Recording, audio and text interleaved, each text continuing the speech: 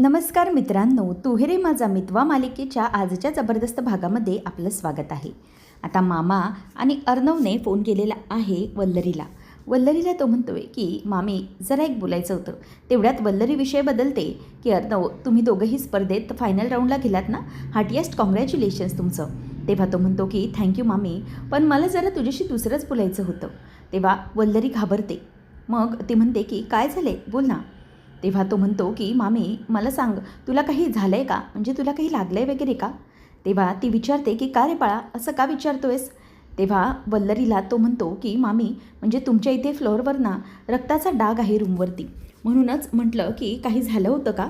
जेव्हा काही आमची स्पर्धा सुरू होती तेव्हा ती घाबरते आणि म्हणते की अरे देवा, तो डाग तसाच राहिला का त्या रमाकांतचा. गडबडीत राहून गेलं. ती म्हणते की अरे हो अर्णव, त्याचं काय झालं ना, मला माझ्या मैत्रिणीचा अर्जंट कॉल आला आणि मला निघायचं होतं ना इथे पुण्याला यायला. मग घाई गडबडीत माझ्याकडून काचेचा ग्लास पाणी पिताना पडला आणि तो फुटला, आणि काचा उचलताना तीच काच मला जरा माझ्या पायाला लागली, म्हणून तो रक्ताचा डागबागी काही नाही. आणि अरे बाळा सॉरी, घाई गडबडीत ना पुसायचा राहून गेला. तेव्हा तो म्हणतो की नाही मामी, पुसाबद्दल काही म्हणत नाही आहे मी, पण तू ओके आहेस ना, तुला काही झालं तर नाही आहे ना जास्त. तेव्हा ती म्हणते की नाही रे अर्णव बाळा, किती काळजी करशील माझी, मी एकदम ओके आहे, अजिबात चिंता करू नको. मग अर्णव विचारतो की पण मला सांग, तू कधी येणार आहेस आता रिटर्न. तेव्हा ती म्हणते की उद्यापर्यंत येते मी, काळजी करू नकोस. आता हे ऐकल्यावर तो फोन ठेवतो आणि वल्लरी म्हणते की बापरे, खरंच मला आता ऐनवेळेला जर सुचलं नसतं तर मोठी गडबड होऊन बसली असती. हे काय करून बसलीस वल्लरी तू, असा प्रॉब्लेम परत व्हायला नको. तिला आता पूर्ण टेन्शन आलेलं असतं. त्यानंतर विचार करते की आता पुढचं काहीतरी प्लॅनिंग ठरवायला हवं. या सौदामिनी बाईबरोबर बोललं पाहिजे. तर इथे सौदामिनी ही खूपच चिडलेली असते आणि जो काही सात्विक फॅशनचा मिनी मॉडेल आणून ईश्वरीने ठेवलेला असतो तो मॉडेल ती खाली जोरात आपटते आणि तो सगळ्यात तुटून जातो आणि तिचा राग हा अगदी अनावर झालेला असतो. तेवढ्यातच देवसरी येतात आणि मग सौदामिनीला असं बघून त्यांना जरा वेगळंच वाटू लागतं. ते तिला बघून खरं तर घाबरलेले असतात. देवसरी या, असं ती बोलते. तेव्हा तो म्हणतो की बोला ना मॅम, एवढ्या रात्री का बोलवलं तुम्ही मला. तेव्हा ती म्हणते की हो, मी तुम्हाला एवढ्या रात्री बोलवले, त्यात काहीतरी कारण आहे. मग मला सांगा काय करू तुमच्यासाठी मी, चहा कॉफी काय सांगू, की ज्यूस किंवा ड्रिंक सांगू डायरेक्ट. नाहीतर एक काम करते ना, डायरेक्ट डिनरच करूया ना आपण मस्तपैकी इथे बसून. तेव्हा तो म्हणतो की मॅडम असं का बोलताय तुम्ही, हे सगळं इतकं. तेव्हा मग पाहुणचार कशासाठी. तर ती म्हणते की हो पाहुणचार, तोच तर कमी पडला ना तुम्हाला मी दिलेले पैसे कमी पडले, त्यामुळे तुम्ही हे सगळं केलं ना. तुम्हाला मी सगळं मॅनेज करायला सांगितलं होतं, पण तुम्हाला ते जमलं नाही. तेव्हा तो म्हणायला लागतो की नाही मॅम प्लीज असं बोलू नका, मी काहीही केलेलं नाही आहे. म्हणजे तुम्हाला खरंच सांगतो, मी पूर्ण प्रयत्न केले, पाहिलं ना तुम्ही, प्रत्येक बाबतीत मी अडथळा आणण्याचा प्रयत्न केला होता. पण बघितलं ना, ते ईश्वरी आणि अर्णव प्रत्येक राऊंडमध्ये जिंकत होते. आपण काही करूनही ते पुढेच जात आहेत. ते हार मानतच नाही आहेत. शिवाय त्यांच्यासाठी असलेले फॅन फॉलोवर्स हेही खूप आहेत. बघितलं, सगळे जजेसही त्यांचे फॅन झालेत. शिवाय बाहेरची पब्लिक ती पण त्यांच्या नावानेच नुसते ओरडते. हे सगळं त्यांच्या बाजूने आहे मॅम, त्यामुळे करणं जरा कठीणच आहे. तेव्हा मग देशमुखबाई म्हणते की हे बघा, हे मला काही सांगू नका बाकीचं. तुम्हाला मी काय काम दिलं होतं, तुम्हाला त्यासाठी मी पैसे मोजले होते की नाही, मग तुम्हाला ते काम करायला हवं होतं ॲट एनी कॉस्ट. त्यांनी काहीही फरक पडला नसता की कोण त्यांच्या बाजूने आहे आणि कोण त्यांच्या विरुद्ध आहे. तुम्हाला हे सगळं लक्षात घ्यायला हवं होतं देवसरी. तुम्ही जे काही केलं ना त्याबद्दल मला अजिबात आवडलेलं नाही आहे, असं म्हणून आता ती त्याच्यावरती खूपच जास्त ओरडत असते. मग ती म्हणते की हे बघा देवसरी, तुम्हाला लक्षात राहिलं पाहिजे, तुम्ही जे काही केलं आहे त्याबद्दल तुम्हाला कळायला नको का. मला काहीही करून या सगळ्या गोष्टी समजायला हव्यात. काय करणार आहात तुम्ही ते मला तुम्ही सांगा, असं म्हणून आता ती त्याच्यावर खूप चिडत असते.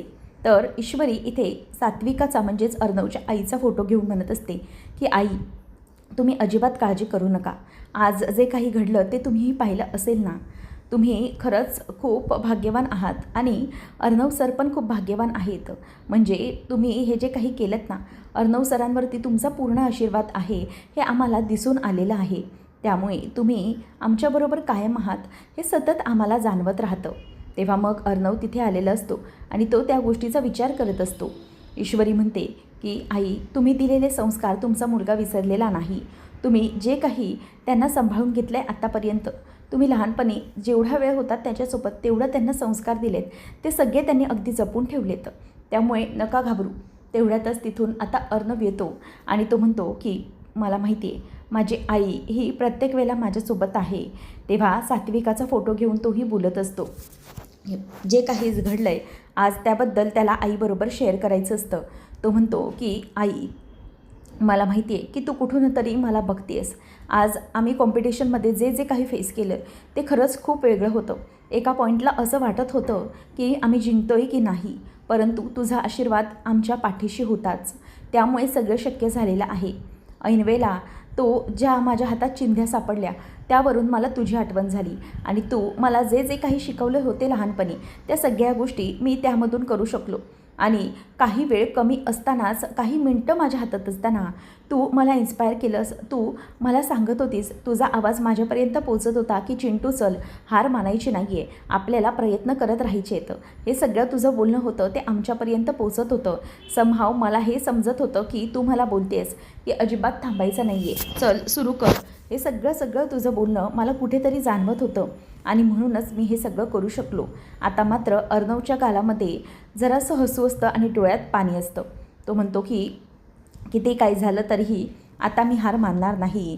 तू आमच्यासाठी जे काही केलं आहेस त्या सगळ्या गोष्टी मनात ठेवूनच मी पुढे जाणार आहे आणि मी जिंकून दाखवणार. सात्विक फॅशन ही कंपनी कधी हरणार नाही. तुझ्या नावाने सुरू केलेली आहे ती आणि प्रत्येक वेळेला मी ती जिंकून दाखवणार.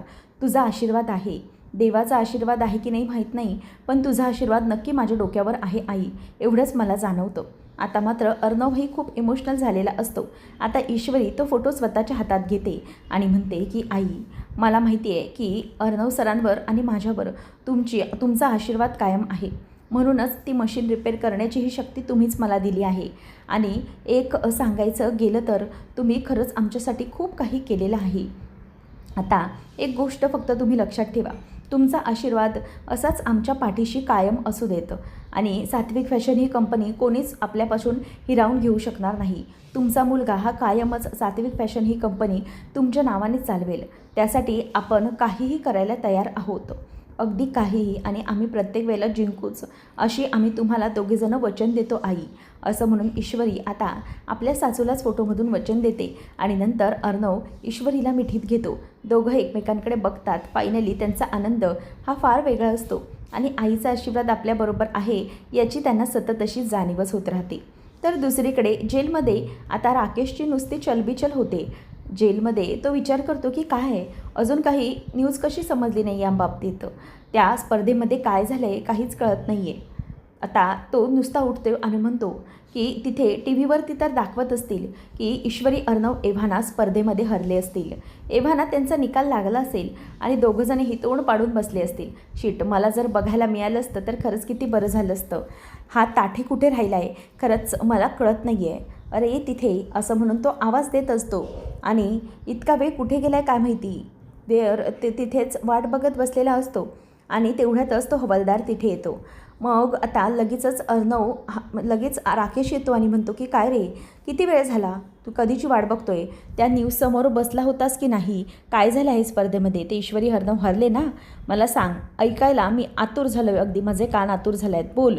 तेव्हा मग तिथे म्हणतो की अहो साहेब, नाही तसं काहीच झालं नाही, मी आता स्पर्धाच बघत होतो, पण ते ईश्वरी आणि अर्णव दोघेजण आहेत ना, ते दोघं पण खूप चिवट आहेत, त्यांना स्पर्धेमध्ये खूप अडचणी निर्माण झाल्या हो, पण तरीही ते दोघंजणं फायनली जिंकले. ते दोघंही जिंकले आणि आता फायनल राऊंडमध्ये गेले आहेत.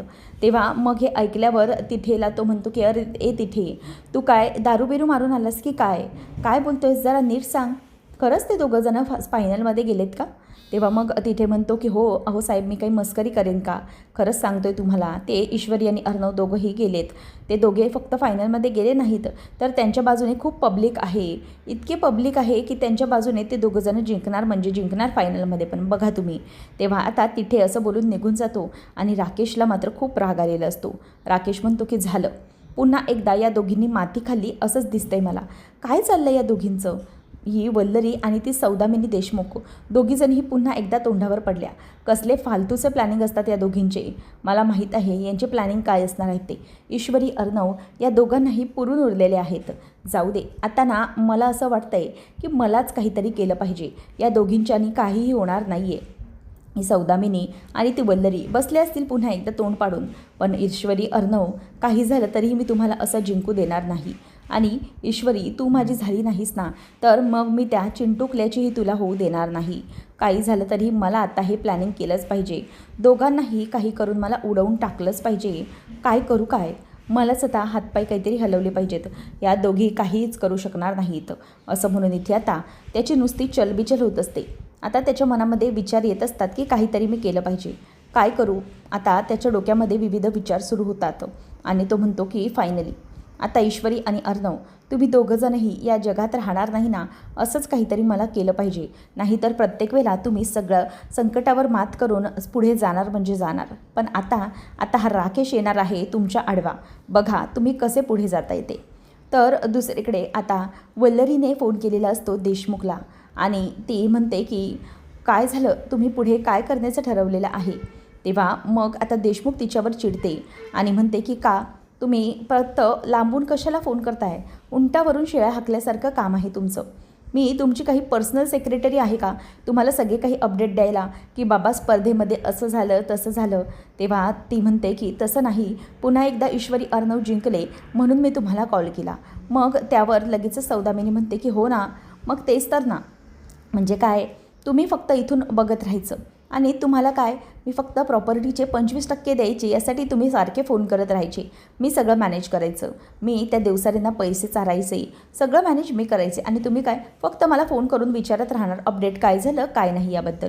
तेव्हा आता वल्लरी विचार करते मनातच की बापरे, ही देशमुखबाई तर अर्णव जिंकल्यामुळे खूप तापलेली दिसते. आता सध्या तरी हिच्याशी काही न बोललेलंच बरं, कारण की हिचा राग अगदी अनावर झालेला आहे. तेव्हा मग देशमुख म्हणते की बोल ना, आता काय झालं आहे, काय बोलायचे तुला पुढे. तुझे कुठचेही पुढचे प्लॅनिंग असतील तर ते राहू दे, घाल चुलीत. तेव्हा मग वल्लरी म्हणते की बरं ऐका ना सौदामिनी, मला ना कोणाचा तरी कॉल येतो आहे, मी तुम्हाला करते, अर्जंट कॉल आहे. असं म्हणून ती आता फोन ठेवून देते आणि देशमुखला कळलेलं असतं की ही वल्लरी काही कामाची नाही आणि ती हो चल ठेव फोन असं तिला जोरात ओरडते. तर दुसरीकडे आपल्याला पाहायला मिळतं की इकडे आता नम्रता ही कॉफी घेऊन आलेली असते आकाशसाठी आणि म्हणते की आकाश हवं तुमची कॉफी. तेव्हा आकाश तिचा हात धरतो आणि म्हणतो की 1 मिनिट नम्रता जरा बस ना इथे. तेव्हा आता ती बाजूला बसते आणि मग तो म्हणतो की नम्रता, मला माहिती आहे आपण दोघंजणही जिंकलो नाही, म्हणजे मी फर्स्ट आलो नाही म्हणून तुला राग आला आहे बरोबर ना. तेव्हा आता तुझा राग मला दिसतोय, तू नाराज झाली आहेस. तेव्हा नम्रता म्हणते की आकाश, मी नाराज हो अगर न हो याच्याशी कोणाला काय फरक पडतो, हो ना. म्हणजे मी काय बोलते याच्यामुळे कोणाला काहीच फरक पडत नाही हे कळतं मला. तेव्हा आकाश म्हणतो की हे बघ असं नाही आहे नम्रता, प्लीज तू समजून घेण्याचा प्रयत्न कर. अगं आपल्या दोघाही कंपन्यांना मी तेवढंच महत्त्व देतो आहे. मी जिंकलो आहे ना. तेव्हा ती म्हणते की हो तुम्ही जिंकले तर आहात आकाश, पण तुम्ही तुमची कॉम्पिटिशन अर्धवट सोडून निघून गेलात. जर तुम्ही हवं तर तुम्ही फर्स्ट नंबर घेऊ शकला असतात. तुमचं डिझाईन खूप युनिक आणि सुंदर होतं आकाश, प्रत्येकापेक्षा वेगळं होतं आणि तुम्ही जिंकू शकले असतात. तुम्ही स्वतःला का जाणीव करून देत नाही या गोष्टीची की तुम्ही पण टॅलेंटेड आहात, तुम्हीही काही गोष्टी करू शकता, हे का समजत नाही तुम्हाला. तेव्हा मग आता आकाश म्हणतो की काय, म्हणजे मला कळत नाही आहे की हे सगळं का तुझ्या मनात काय येतं हे सगळं. तेव्हा मग आता ती म्हणते की हो माझ्या मनात हे येतं आहे कारण की मला असं वाटतं की माझ्या नवऱ्याने पण जिंकावं, त्यानेही पुढे जावं. आणि त्यावेळेला तो म्हणतो की हे बघ नम्रता, मला एक गोष्ट अजून क्लिअर होत नाही आहे की तुला असं सतत का वाटत असतं की दादा आणि ईश्वरी हरले पाहिजेत आणि आपण दोघं जिंकलो पाहिजे. असं तर नाही ना होऊ शकत. आपण दोघं जिंकलो, दोघांपैकी कोणी जिंकलो तर त्याने काय फरक पडणार आहे असा. तेव्हा नम्रता म्हणते की हो फरक पडतो आणि म्हणूनच तर मी तुम्हाला बोलून दाखवते ना. जर आपण जिंकलो तर काही वेगळं चित्र असेल. आपण दोघांनी जिंकून जर सात्विक फॅशन वाचवली तर त्याने काय फरक पडणार आहे. आपलं तेवढंच नाव होणार आहे आणि आपण स्वतःची ओळख पुन्हा एकदा नव्याने निर्माण करू शकतो. इतकंच मला वाटतं. आपण जर दोघं जिंकलो तर आपलं 4 चौघात नाव होईल. हे तुम्हाला आवडणार नाही आहे का. तेव्हा मग लगेच तो म्हणतो की हे बघ नम्रता, असं काही नाही आहे. म्हणजे तुला जे वाटतंय ना ते चुकीचं आहे. आपण जिंकलो काय किंवा ईश्वरी आणि दादा जिंकले काय, दोन्हीही एकच आहे. तेव्हा मग नम्रता म्हणते की नाही, तुम्हाला मी सांगितलेलं कधी कळणारच नाही आहे. सोडा, तुम्हाला त्यांना जिंकवायचं आहे प्रत्येक वेळेला. तुम्ही कधी स्वतःचा विचार करा, तुम्ही टॅलेंटेड आहात, का स्वतःला असं मारताय ना, मला कळत नाही आहे. तेव्हा ती चिडते त्याच्यावर. तेवढ्यातच फोन येतो वल्लरीचा. आता फोन आल्यामुळे ती फोन उचलते की हां हॅलो बोला ना. तेव्हा मग नम्रता म्हणते की एकच मिनिट, मी जरा तुमच्याशी बोलते. तेव्हा मग फोन आलेला असतो म्हणून नम्रता ही बाहेर निघून जाते तिच्याशी बोलण्यासाठी. त्यानंतर आपल्याला पाहायला मिळतं की इकडे आता वल्लरी ही तिच्याशी बोलते की काय चाललं आहे तुझं, मला कळत नाही आहे नम्रता. नम्रता आता बाहेर गपचूप निघून जाते. आकाशला मात्र कळत नाही आहे की ही अशी का निघून गेली आहे फोन आल्यावर. नंतर ईश्वरी ही आवरत असते. तेवढ्यातच फोन येतो शिर्केंचा. ईश्वरी म्हणते की शिर्के बोला ना काय झालं. तेव्हा तो म्हणतो की मॅम अगोदर तर तुमचं अगदी मनापासून हार्दिक अभिनंदन. तेव्हा ती म्हणते की शिर्के काय झालं. तेव्हा तो म्हणतो की मॅम तुम्हाला सांगू का, खरंच म्हणजे मी आत्ता पाहतोय तर तुमचं आणि अर्णव सरांचं तुम्ही ह्या फायनल राऊंडला गेल्यापासून फॅन फॉलोईंग पेज ओपन झालं आहे. तुमच्या नावाचे खूप सारे फॅन्स झालेले आहेत आणि अक्षरशः त्यांनी पेज ओपन केलेले आहे तुमच्या नावाचे. तेव्हा मग हे ऐकून ती खूप खुश होते आणि म्हणते की काय बोलताय शिर्के. तेव्हा शिर्के म्हणतात की हो मॅम, तुमच्या दोघांच्या नावाची ही क्रेज इतकी वाढली आहे ना की सगळेजणांना फक्त तुमचंच नाव घेता येतं. सगळीकडे तुमच्याच नावाची चर्चा सुरू आहे. तेवढ्यात अर्णव फ्रेश होऊन येतो आणि नंतर ईश्वरी म्हणते की हे बघा अर्णव सर आलेत, बोला त्यांच्याशी. तेव्हा मग शिर्के बोला असं अर्णव बोलतो. तेव्हा मग आता शिर्के बोलायला लागतात की सर कॉंग्रॅच्युलेशन्स, तुम्ही फायनल राऊंडमध्ये गेलेत ना, म्हणून तुमच्या आणि मॅमच्या नावाने फॅन पेज चालू झालेले आहेत. खूप फॅन तुम्हाला सपोर्ट करतायत आणि थोड्या वेळानंतर तुमचे सपोर्टर्स वाढतच चाललेले आहेत. खरंच तुमचं अभिनंदन, एकदम बढिया. तेव्हा मग ईश्वरी हसायला लागते आणि म्हणते की शिर्के खरंच थँक्यू, ऐकून खूप बरं वाटलं आणि तुम्ही खरंच खूप आनंदाची बातमी दिली, एकदम बढिया असं ती बोलून दाखवते. नंतर मग शिर्के म्हणतात की ठीक आहे मॅम, ठेवतो मी फोन, असंच काही असेल तर सांगत जाईन. नंतर फोन ठेवल्यावर ईश्वरी म्हणते की बघितलं का काय झालं ते, म्हणजे आज जे काही घडलं ते लोकांनीही नोटीस केलं. सगळ्यांचं असंच म्हणणं आहे की आज तुम्ही जिंकलात ते फक्त माझ्यामुळे, मी तुमच्यासोबत होते ना त्यामुळे तुम्ही हा फायनल राऊंड जिंकू शकलात, असं सगळ्यांना वाटत आहे. तेव्हा मग आता अर्णव हे बघून जरासा नाराज होतो. तो म्हणतो की एक मिनिट, असं म्हणायचं नसेल लोकांना, दोघंही मिळून जिंकलोयत असं म्हणतायत लोक. तेव्हा ईश्वरी म्हणते की हो त्याचं काही असू दे, पण मला एक गोष्ट सांगा की लोक तर मला सपोर्ट करतायत, म्हणजे माझं बोलतायत ना की ईश्वरी अगदी खंबीरपणे अर्णवच्या मागे उभी राहिली म्हणूनच हे सगळं घडतंय. तेव्हा मग आता लगेचच अर्णव बोलायला लागतो की नाही, म्हणजे अशातलं काही नाही आहे मिस इंदोर. तेव्हा ती म्हणते की असं कसं नाही, मी जर तुमची मशीन रिपेअरच केली नसती तर तुम्ही तुमचं काम करू शकलं असतात का मला सांगा, असं ती बोलायला लागते. तेव्हा मग अर्णव म्हणतो की हो ते तर आहे, परंतु मिस इंदोर तू एक गोष्ट विसरते की तू मशीन रिपेअर केली, माझ्या हातात चिंध्या आल्या होत्या. जर मला ऐनवेळेला काय करायचं ते सुचलं नसतं, मी त्या चिंध्यांमधून युनिक असं डिझाईन तयार केलं नसतं, तर मला सांग की त्या चिंध्यांचा किंवा त्या तू रिपेअर केलेल्या मशीनचा काहीतरी उपयोग होता का. आता असं बोलल्यावर ईश्वरीला आणखी राग यायला लागतो. नम्रताला आता वल्लरी म्हणते की काय चाललंय काय तुझं. अगं बघ पुन्हा एकदा ते ईश्वरी आणि अर्णव दोघंही फायनल राऊंडमध्ये गेले, काहीतरी करायला हवं ना, असं कसं चालेल. तेव्हा मग नम्रता म्हणते की आई तुम्ही बघितलं ना मी काय काय केलं होतं, ते सगळं काही करण्याचा प्रयत्न करते मी आणि आम्ही दोघंजणही जिंकलो आहोत. तेव्हा ती म्हणते की जिंकल्यात तुम्ही, पण तुमचा पहिला नंबर थोडीच आला आहे. ईश्वरी आणि अर्णव हे बघ, त्यांना कितीही अडचणी निर्माण झाले तरीही ते दोघंजणही सगळ्या बाजूने जिंकण्याचा प्रयत्न करतात आणि सगळे लोक त्यांचे फॅन झालेले आहेत, हे बघतेस का तू. तेव्हा हे ऐकून लगेचच ती म्हणते की हे बघा आई, मला ना एक गोष्ट कळत नाही आहे, तुम्ही दोघंजणही आम्ही जिंकलोत याचा आनंद का दाखवत नाही आहे, म्हणजे आम्ही दोघंजणही पुढे गेलो आहे याचा आनंद तुम्हाला होत नाही आहे का फक्त ईश्वरी आणि अर्णव दोघंजण हरले पाहिजेत यावरच तुमचं फोकस आहे. तेव्हा मग नम्रताला ती म्हणते की नाही गं, तसं मला म्हणायचं नाही आहे, पण मला एवढंच वाटतं की तुमच्या दोघांचा पहिला नंबर येऊ शकला असता. तुम्ही का हे सगळं केलं नाही, परत तुम्ही दोघांनी माती खाल्ली ना, असंच म्हणायला हवं. तेव्हा मग नम्रता बोलते की आई मला ना एक गोष्ट क्लिअर होत नाही आहे, एक तर तुम्ही इथे माझ्यासोबत नाही आहे, तुम्ही तिथून लांबून फोन करून मला काही सांगत राहता, पण तुम्ही या गोष्टीचा विचार नाही करत आहे, याचा आनंद तुम्हाला नाही झाला आहे की मी आणि आकाश जिंकलो आहे म्हणून. तुम्हाला फक्त हेच हवं आहे का की अर्णव आणि ईश्वरी जिंकले पाहिजेत, हरले पाहिजेत म्हणून? तेव्हा मग आता नम्रताचं ते बोलणं ऐकून वल्लरीला कळतं की हिचं पण जरा डोकं सटकलेलं दिसते, हिला पण राग आलाय. तेव्हा मग ती म्हणते की हे बघ नम्रता बाळा, माझं ना जरा ऐकून घे, मी तुला काय बोलण्याचा प्रयत्न करते. मी तुला हे सांगतच नाही आहे की तुमचा आनंद, तुम्ही जिंकलायत म्हणून आनंद झालेला नाही आहे. आनंद झाला आहे ना, मला खूप आनंद झाला आहे. पण एक गोष्ट तुला कळत नाही आहे, तुझा जर पहिला नंबर आला असता ना तर तेवढाच आनंद झाला असता. पण तुला काहीतरी आता केलं पाहिजे ईश्वरीच्या विरोधामध्ये. आता फायनल राऊंडमध्ये ती जिंकायला नको, यासाठी काहीतरी करायला हवंच म्हणजे हवं. तेव्हा मग नम्रता म्हणते की काय करू मी, असं तुम्हाला आता म्हणायचं आहे. मी पहिल्या वेळेलाही तुम्ही दिलेले ड्रॉप्स ईश्वरीच्या डोळ्यात घातले, परंतु तरीही ती जिंकलीच. कालही तुम्ही प्रयत्न केलात, पण बघितलं ना काय झालं, ते दोघं जिंकले. हे सगळं ते दोघं मेहनतीने जिंकून दाखवत आहेत.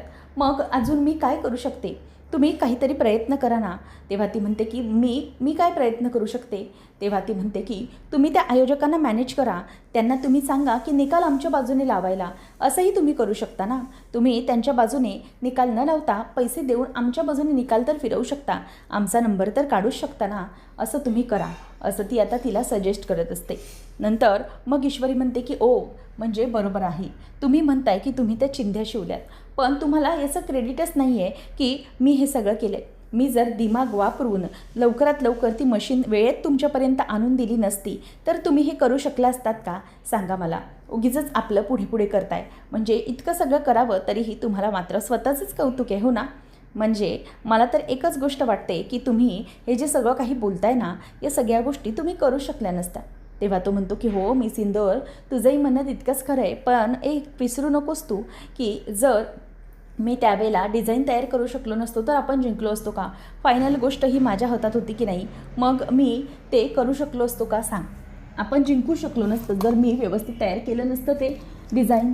तेव्हा आता ईश्वरी म्हणते की ठीक आहे, जाऊ दे, काही कौतुकच नाही आहे. इतके लोक आहेत जे वेडे आहेत का, सगळे लोक माझ्या बाजूने बोलत आहेत. म्हणजे ईश्वरी अर्णवसोबत होती प्रत्येक वेळेला आणि त्याचं कौतुक आहे लोकांना, पण नाही, तुम्हाला त्याचं काहीच वाटत नाही. जाऊ दे, काय बोलायचं आता, भलाई का तो जमानाही नाही राहा, असं म्हणून ती बाजूला निघून जाते. आणि ती त्याच्या अंगावर जाऊन टॉवेल फेकून म्हणते की हे घ्या, आधी ते केस पुसा, नाही तर नुसते रात्रभर माझ्या बाजूला अच्छी करत बसाल. तेव्हा मग ईश्वरीला तो म्हणतो की काय, कसं करत बसू. तेव्हा ईश्वरी म्हणते की नाही, एकदा नाही, दुसऱ्यांदा नाही दाखवणार, पहिल्यांदाच दाखवणार, असं म्हणून ती आता त्याच्याकडे बघत असते. आणि ईश्वरीचे लहान मुलासारखं जे काही बोलणं असतं, चिडचिड असते, ते अर्णव हसत बघत असतो. त्यानंतर मग आपल्याला पाहायला मिळतं की वल्लरीला असं सांगितल्याबरोबर ती गप्प बसते. ती म्हणते की हे बघ, मॅनेज करण्याचं तर काम मी करेनच गं, परंतु जे काही करायचं ना ते आता तुझ्या हातामध्ये आहे. तू एक गोष्ट लक्षात ठेव, तुला आता जे काही करायचं आहे ते समजून घे. हे बघ, तुला मी जे सांगते ते ना आता नीट ऐकून घे. तुला सगळं काही मॅनेज करावं लागेल. तिकडे जागेवर म्हणजे जिथे स्पर्धा चालू असेल ना, ईश्वरी अर्णव जिंकायला नको ना, असंच तुला काहीतरी करायला हवं, समजलं ना. त्याशिवाय काहीच होऊ शकत नाही. मी कितीही काही करेन, परंतु मेन गोष्ट आहे ती तुलाच करावी लागणार आहे. त्यामुळे एक गोष्ट कायम लक्षात ठेव, सगळा फोकस ना ईश्वरी अर्णवच्या हरण्यावरती असू दे, कारण त्यांच्यावर कितीही प्रयत्न केले, म्हणजे कितीही प्रयत्न केले त्यांना हरवण्याचे, पण ते दोघंजणही जिंकतायतच ना. मग आता तुला एक गोष्ट लक्षात असायला हवी की ते दोघंजणही हरले कसे पाहिजेत यावर फोकस केलंस ना तरच तू जिंकशील, समजलं, असं ती तिला आता समजावत असते. नंतर मग नम्रताला या सगळ्या गोष्टींचा राग येत असतो, पण नम्रताला आता तिचं म्हणणंही पटत असतं. ती म्हणते की हे बघ, मी तुला एकच गोष्ट सांगेन आता नम्रता, जे काही करशील ना ते अगदी व्यवस्थित शांत डोक्याने करायचं. ईश्वरी आणि अर्णव यांना जर हरवण्यासाठी प्रयत्न केलेस तरच तू जिंकू शकशील, नाहीतर तू जिंकू शकणार नाहीस, असं ती आता तिला बोलून दाखवत असते. आणि त्याचमुळे मग आता मी माझे प्रयत्न करते, तूही तुझे प्रयत्न सुरू ठेव. ईश्वरी अर्णवला काही करून हरवायचंच आहे, असं आता वल्लरीने ठरवलेलं होतं. आता नम्रता तिचं सगळं बोलणं ऐकून घेते आणि नंतर मग फोन ठेवून देते. मी येतेच आहे, आपण बघूया काय करायचं ते, असं ती स्वतः तिला समजावते. नंतर नम्रताच्या डोक्यामध्ये येतं की आई जे बोलत आहेत ना तेही अगदी बरोबर आहे म्हणा, कारण की काही झालं तरीही मला आता सगळ्या गोष्टी माझ्या कंट्रोलमध्ये घ्याव्याच लागतील, मला जिंकावं लागेल, असं ती म्हणत असते. तर पुढच्या भागामध्ये आपण पाहणार आहोत, ईश्वरी आता हात जोडते गणूबाप्पाजवळ आणि म्हणते की हे गणूबाप्पा, कोणाला नाही काही वाटत नाही, इतक्या लोकांना समोर दिसत आहे, परंतु माझ्या नवऱ्यालाच कळत नाही आहे की मी हे जे काही करते हे त्याच्यासाठी करत आहे आणि त्याला त्याच्याबद्दल काहीच क्रेडिट वाटत नाही आहे माझ्याबद्दल. जाऊ दे, मी जे काही करते त्या सगळ्या गोष्टींबद्दल जर काही वाटत नसेल, इतके लोक इतके सगळे बोलत आहेत पण त्याचं काहीच नाही आहे, जाऊ दे असं म्हणून ती देवाला हात जोडत बोलत असते. तर इथे आता जो बॉम्ब असतो तो बॉम्ब हा राकेश हातात घेतो आणि म्हणतो की बस झालं आता. ईश्वरी आणि अर्णव तुम्ही दोघंही खूप स्पर्धा जिंकल्यात ना, आता बघा मी काय करतो ते. कोणाकडूनही काहीही होऊ शकलं नाही, परंतु हा राकेश प्रत्येक वेळेला तुम्हाला पुरून उरलेला आहे. त्यामुळे मी काहीही झालं तरीही आता शांत बसणार नाही. आता फायनल राऊंडमध्ये तुमची कशी वाट लावते ना तेच बघा. मी आता इथून बाहेर पडणार आणि इथून बाहेर पडलो की मग तुमचा कसा ब्लास्ट होतो ना तेच बघायचं आहे, असं म्हणून आता तो मनातल्या मनात खूपच खुश होत असतो. तर दुसरीकडे ईश्वरीला आता अर्णव खांद्यावर हात ठेवून म्हणतो की मिस इंदोर, मी आता काय सांगतोय ते नीट ऐक. मी आता एक्सेप्ट करतो की जे काही घडलं ते तुझ्यामुळे घडलं.